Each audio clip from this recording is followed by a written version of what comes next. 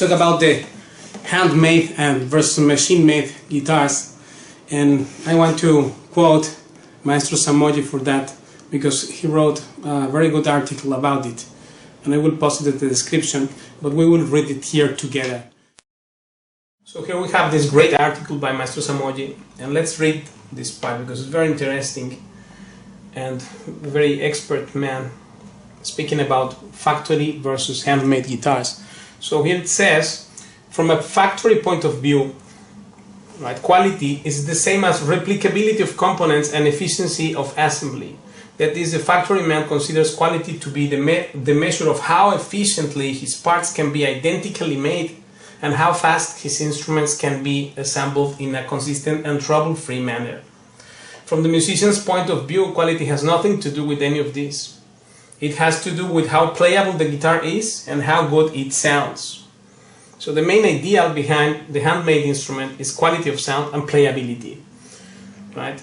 If quality for the factory man has to do with efficiency and consistency in making identical things, it cannot be so for hand makers, and for obvious reasons. There are a lot of hand makers working at vastly different levels of skill and creative talent, and they have different concepts of best. Let's return to the analogy of the painting and the toaster to illustrate this point. A painting is something somebody made, which may be good or bad, or beautiful or repellent, or even personally meaningful, or perhaps unintelligible. Then some paintings can be amateurish or indifferent. Some are interesting.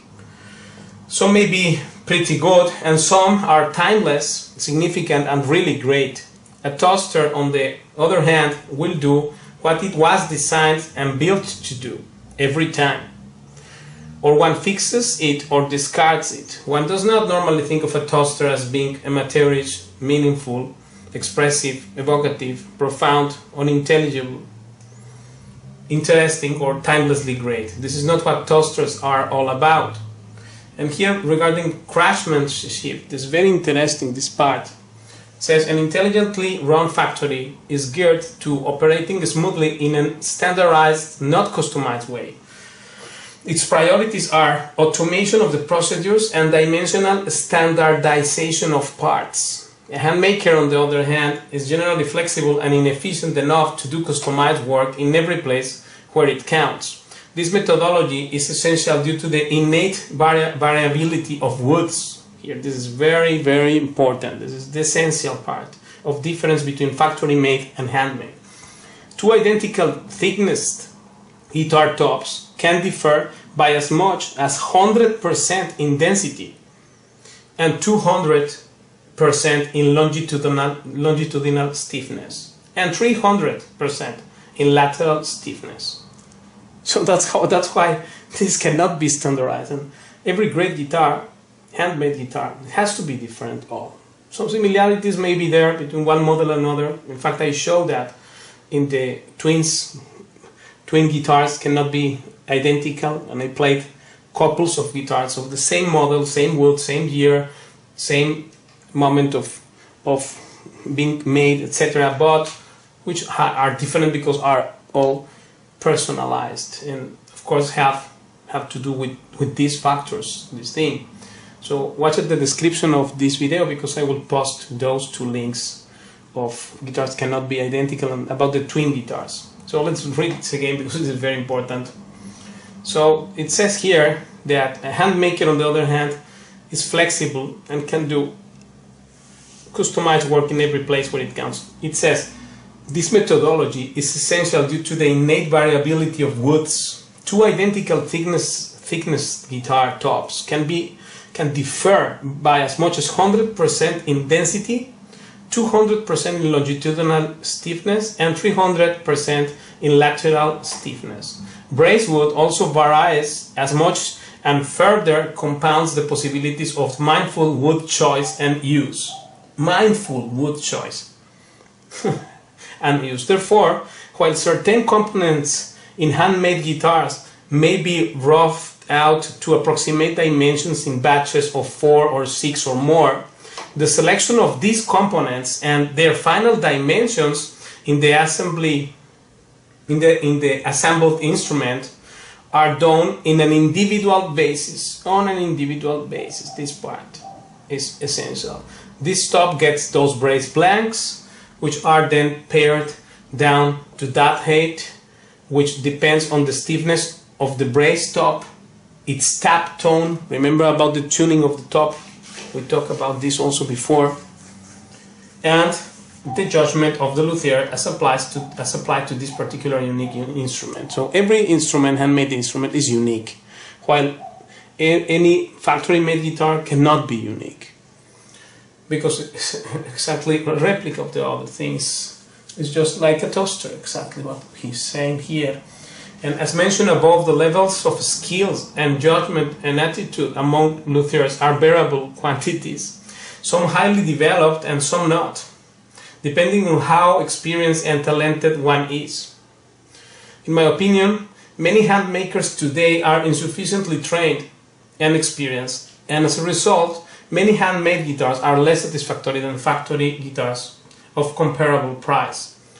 And here, of course, no talking about this price thing, because here we can see that, of course, it's worth to pay for the Maestro such a guitar, but here he posts his prices list. My price for a guitar is currently 31,000 plus whatever customizing features or design elements you want, right? So this is why it does not have to do anything with price, because price and quality are two different things. But here, saying here that, in my opinion, he says, many hand makers today are insufficiently trained and experienced, and as a result, many handmade guitars are less satisfactory than factory guitars of comparable price.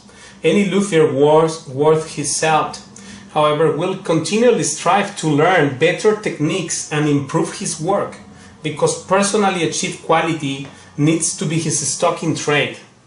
This is what we emphasize so many times.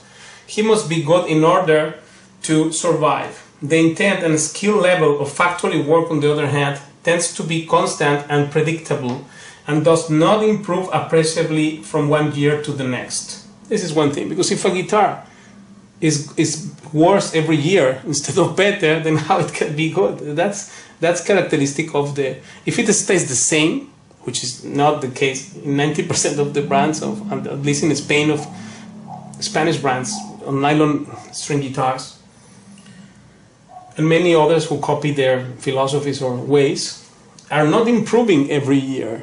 And then therefore this tells me something. I actually are going worse.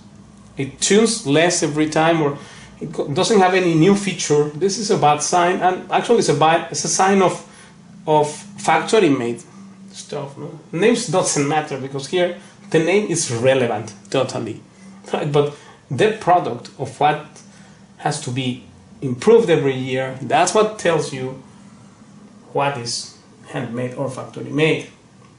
Here it says, the intent and skill level of factory work, on the other hand, tends to be constant and predictable and does not improve appreciably from one year to the next. Factory work is based more on using the best tooling and gigs available than in developing workers' skill beyond what they must have, so that they can operate tooling efficiently and safely and do work that meets the standards set by the quality control department, right? At least they have a quality control department. This is, in fact, the essential distinction between handmade and factory craftsmanship, he says here. Factory's craftsmanship is based in division and automation of labor. There is someone who is paid to do each step or make each part. He has to do it repeatedly, many times a day, at a level that meets the factory's criteria for acceptability. As often as possible, this specialist is replaced by a machine. The handmaker, in comparison, has to be adept at everything. He must spend years to master all the techniques and skills necessary to produce a high-quality guitar. And until he does so, his guitars will be of less than highest quality in some way, right? To perform, the need to perform every operation to a high standard is not unlike an Olympic athletic performance. Make one single mistake and you fall short of the goal. To aim so high is an exceedingly demanding and noble effort.